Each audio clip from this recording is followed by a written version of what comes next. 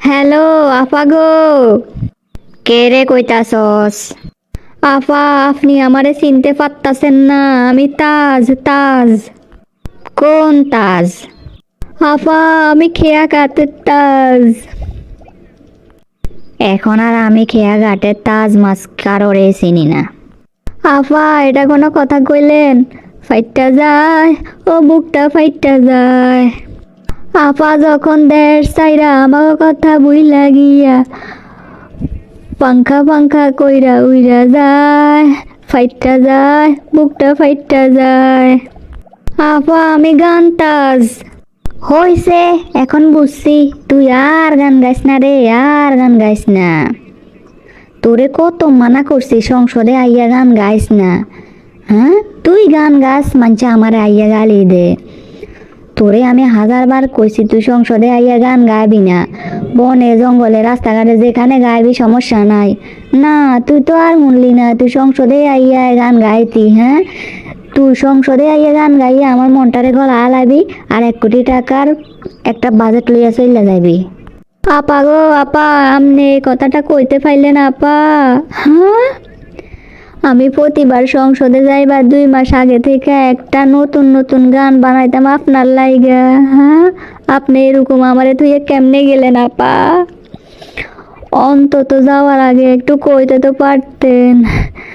যেমনি হোক বিদেশের গো হাত পা ধইরা হ্যাঁ চইলা যাওয়ানোর লাগে অনুরোধ করতাম, অন্তত দেশ থেকে তো পালাইতে পারতাম।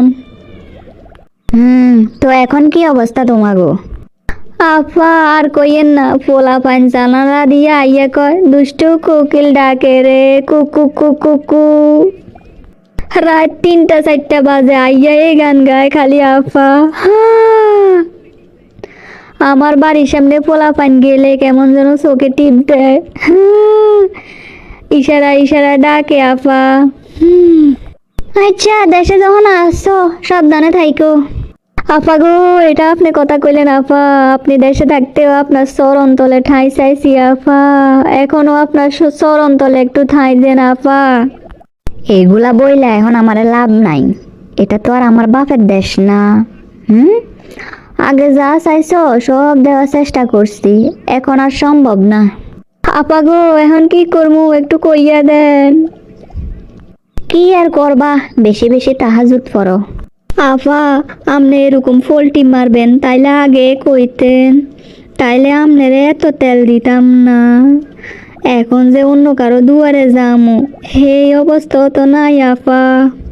আরে দেহ বিদেশি কোনো মনসার্ট করতে পারো কি না? হ্যাঁ আপা গো আপা আগে তো আপনার ক্ষমতা দেখাইয়া বিভিন্ন দেশে যাইতাম, এখন তো আর কেউ নিব না।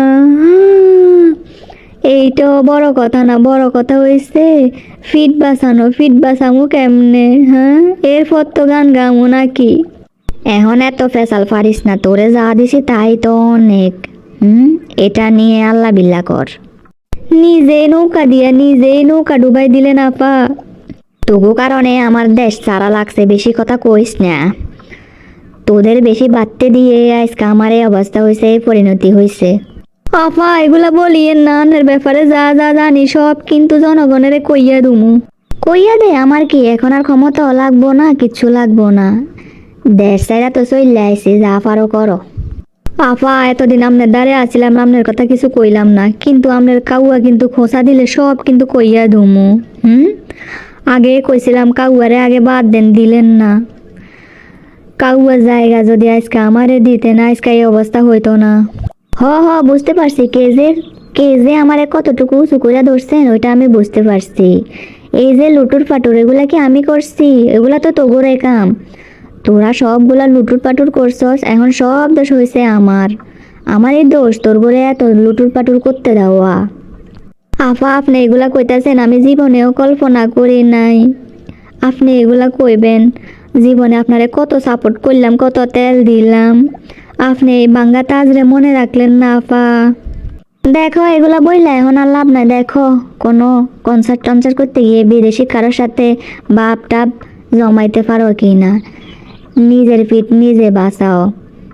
হ্যাঁ যখন সবাই আন্দোলন করছিল তখন যদি নিজে যাইয়া কয়েকটা ফাঙ্কা ফাঙ্কা গান গাইতা তাহলে তো পোলা পায় এত উত্তেজিত হইতো না, গান শুইনা নাচ্চা গাইয়া চলে যাইতো। তখন তো সারা শব্দ ছিল না, আর এখন ফিট বাসনের লাগে ফোন দিতাছো। হ্যাঁ হ্যাঁ ঠিকই কইছেন আপা, তখন যদি বাইর হইয়া ফাঙ্কা ফাঙ্কা দুইটা গান গাইতাম তাহলে অন্তত পক্ষে ফিটটা তো বাঁচতো।